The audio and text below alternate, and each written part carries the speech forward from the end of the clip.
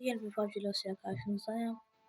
Bu günlərim mən biraz sandıq biriktirmişəm. Yəni böyle 8 tane klasik sandıq kuponu, 12 tane de malzeme sandıq kuponu.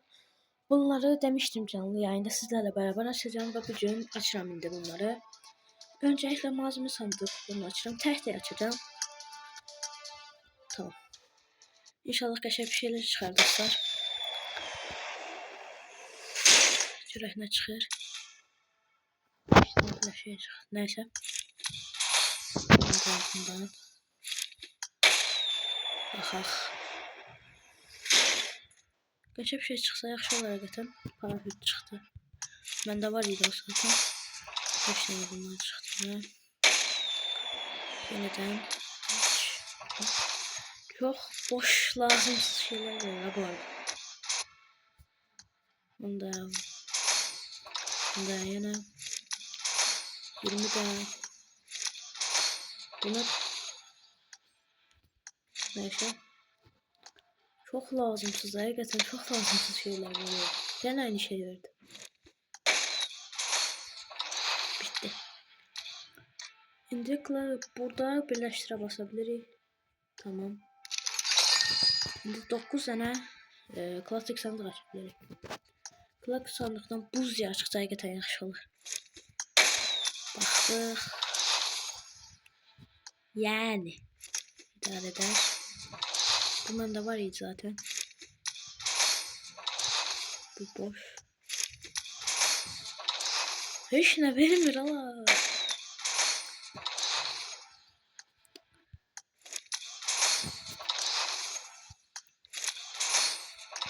Hiç ne vermir. Bunlar yaxşıdır ama nəsə silah kimi olmuş bitti. Hiç ne vermədi. Pis oldu həqiqətən. Burada 22 tane premium sandığım var ama premium sandığı neredeyse açmak olmur. Bir de şeyliğe sandıkları. Askeri sandıkta açacak biraz. 26 bin buraya.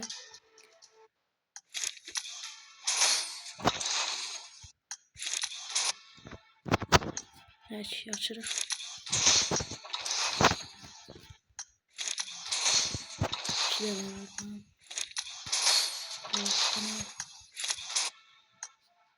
Yetersiz rafı.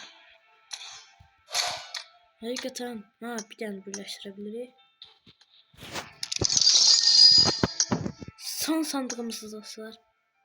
Burada bir taktik ile buz yarın üstüne basar. Ve basar. Bastım. Şeylemrem. Görək.